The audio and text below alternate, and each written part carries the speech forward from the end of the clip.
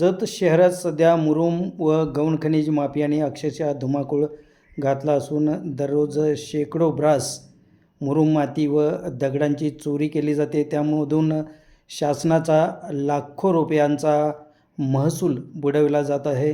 Royalty न भरताच गौण खनिजाची चोरी वाढली असून याला नेमका वरदास्त कोणाचा याची जोरदार चर्चा सुरू झाली आहे।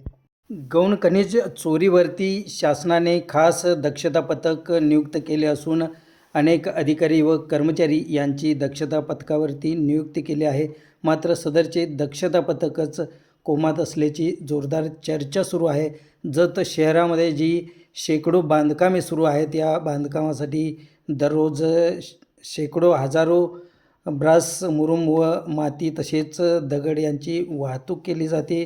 चोरून ही वाहतूक मोठ्या प्रमाणात केली जात आहे। गौण खनिज माफियांचे मोठे रॅकेट सध्या जत तालुक्यामध्ये व जत शहरात कार्यरत असून त्याला मोठा राजकीय वरदास्त आहे व अधिकाऱ्यांचाही त्याला छुपा पाठिंबा असल्याची चर्चा सुरू आहे। शेकडो डंपर व JCBच्या सहाय्याने जत शहरातील विशेषतः वनीकरण विभाग तसेच तिप्याळी तलाव या परिसरातील हजारो ब्रास सध्या मुरुम उचलला गेला आहे व त्याची रॉयल्टी न भरताच हा सर्व मुरुम बांधकामावर वापरला जातो। मात्र त्याकडे महसूल विभागाचे पथक व अधिकारी कानाडोळा का करतात, यामागे नेमका कोणता छुपा अजेंडा लपलेला आहे? रॉयल्टीची रक्कम शासनाच्या तिजोरीत न जाता नेमकी कोणाच्या खिशात जात आहे व त्यासाठी कोण कोण एजंट कार्यरत आहे, कोणाच्या मार्फत हा सर्व सौदा केला जातो, याची सध्या जोरदार चर्चा सुरू आहे।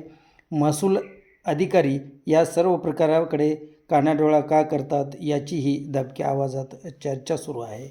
वरिष्ठ अधिकाऱ्यांनी या सर्व प्रकाराकडे लक्ष देऊन संबंधितावर तातडीने कारवाई करावी तसेच अधिकाऱ्यांची चौकशी करावी अशी मागणी होत आहे। जय भारत न्यूज ब्युरो।